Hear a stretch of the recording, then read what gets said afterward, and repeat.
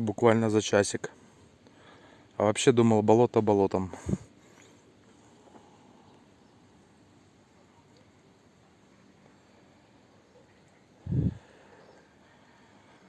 Рядом абориген ловил на донку, вообще ничего не поймал.